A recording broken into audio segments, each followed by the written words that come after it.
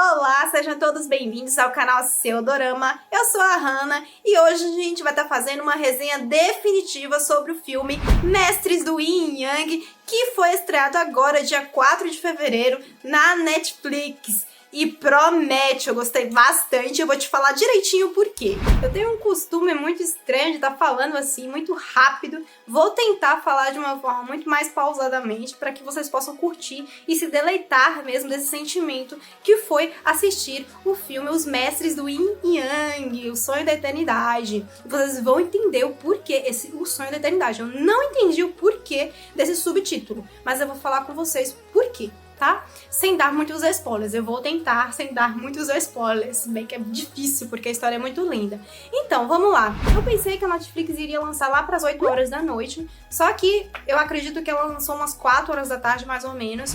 Eu lancei um vídeo aqui para vocês falando das primeiras impressões desse filme. Vou estar colocando aqui em cima para que você possa assistir, porque nesse vídeo aqui eu vou estar falando já como uma pessoa que já assistiu, vou estar falando sobre algumas coisinhas aqui, alguns detalhes, sendo que o grosso mesmo eu já coloquei nesse vídeo, coloquei falando sobre o elenco, sobre a treta gigantesca que deu sobre esse filme lá na China, teve até boicote lá nas bilheterias desse filme. Então vai aqui e depois vem pra cá, porque aqui eu já vou estar fazendo uma, vamos dizer assim, uma pós-leitura do que foi o filme, tá? Então vamos lá, vamos começar definindo esse filme. Bem, a primeira coisa eu vou definir com uma frase, seria uma obra-prima, uma obra de excelência. Eu acho realmente um pecado o que fizeram, que foi o boicote desse filme, porque ele não pecou em absolutamente nada. Gente, foi tudo muito perfeito. Vou enumerar pra vocês. Pra quem já assiste doramas asiáticos, pra você que não sabe, doramas asiáticos são novelas que passam lá no Japão, na China, na Coreia do Sul, em Taiwan, enfim. É como se fosse aqui as novelas brasileiras, só que a gente chama de doramas, tá? Pra quem é ambientado com a cultura, não vai estranhar a história, porque a gente viu a sinopse, eu falei com vocês sobre a sinopse, e a gente estava pensando que o roteiro iria simplesmente focar no conflito, na relação conflituosa entre o Jimin e o Boya, ok? Realmente teve essa relação conflituosa e falou na sinopse um pouquinho que iria ter alguma coisa de desavença lá com a princesa, com a realeza, enfim, com a imperatriz. E a gente pensou que seria isso a sinopse, só que trollou muita gente, me trollou porque, gente, sério, eu não vou falar mais, mas tenha em mente que a relação entre Boya e Jimin vai ser, tipo, mínima comparado ao restante, comparado à trama geral, ao universo desse filme, ok? A história, ela vai girar muito mais no poder do amor, no poder do relacionamento, que tem tudo a ver com a cultura oriental, que é aquele amor eterno, aquela realmente paixão eterna que vai até as últimas consequências, e pode muito bem uma coisa ser pura como amor, ser beirar o trágico, não é mesmo? E a cultura chinesa gosta muito dessa relação de trágico dentro dos romances.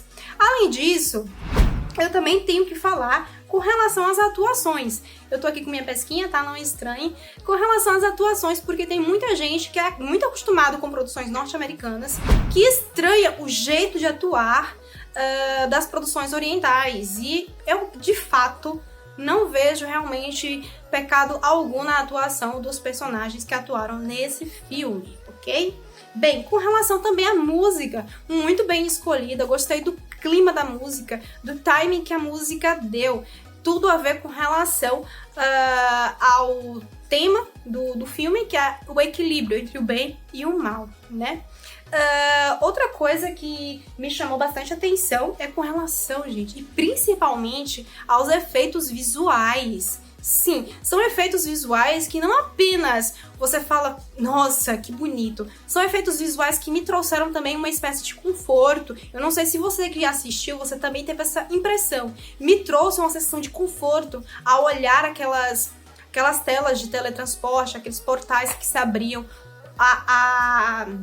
o mar se abrindo, vamos dizer assim, a água se abrindo e colocando como se fosse um muro de água. Um conforto muito grande que me deu desses efeitos visuais. Não foi algo incômodo, foi algo realmente delicioso, uma experiência maravilhosa de se ver em um filme. Gostei bastante. E eu já falei que a história não vai girar em torno da relação conflituosa entre o Timin e o Boya. E como é que vai ser essa relação, Hannah? Então, como na própria sinopse falou, e eu não vou dar mais spoiler do que a própria sinopse deu, porque eu vou estar sendo muito sacana com vocês, é que o Boya, ele teve a mãe dele morta por um demônio raposa. E a relação conflituosa deles é justamente porque a mãe do Timin era uma demônio raposa. Então, inicialmente, a gente vê um conflito muito grande entre eles, porque ele sofreu, o Boya sofreu com relação à separação da mãe, e a gente vê ao longo do tempo que o Timin também sofreu por ser filho de uma demônio raposa, e vocês vão estar vendo nesse filme, não vou falar mais sobre isso, enfim, mas vocês vão ver que mesmo que as pessoas tenham dentro dos seus pontos de vista uma certeza, o Timin tinha uma noção de realidade em que ele até defendia demônios por conta do conceito da vida que ele tinha, da família, do que ele sofreu do passado dele. E o Boya também não estava errado no conceito de vida dele, porque da perspectiva dele foram os demônios que tiraram a vida da mãe dele. Então é bastante importante a gente ver que mesmo com pontos de vista diferentes, não estava um errado nem o outro, ambos estavam certos. E foi interessante quando eles começaram a realmente se entender, porque a gente viu que mesmo em realidades diferentes no nosso dia a dia, a gente pode às vezes julgar que uma pessoa está errada, mas às vezes no ponto de vista dela, do jeito dela, com o passado dela, ela pode estar certa, no conceito dela ela está certa. Então é realmente importante a mensagem que esse filme trouxe. Outra coisa que eu achei, assim, bastante enigmático foi com relação ao final. Gente, alguém pode me explicar o que foi aquele final? Será que é uma brecha para uma continuação? O que tu acha? Bem, eu achei que foi realmente uma brecha para uma continuação. Não foi muito bem explicado não, aquilo dali. Vou estar revendo de novo para saber se escapou alguma coisinha dos meus olhinhos, mas eu acho que não. Eu acho que é realmente uma brecha para uma continuação.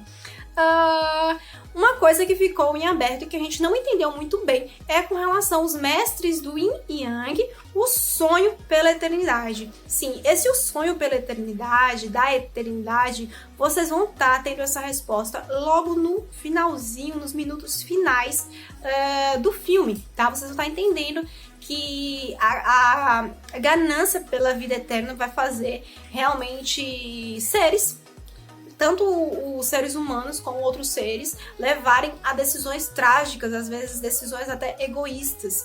A cobra em si, a serpente, e é bem pontuado dentro desse filme que a grande serpente maligna, ela não é uma serpente má por si só.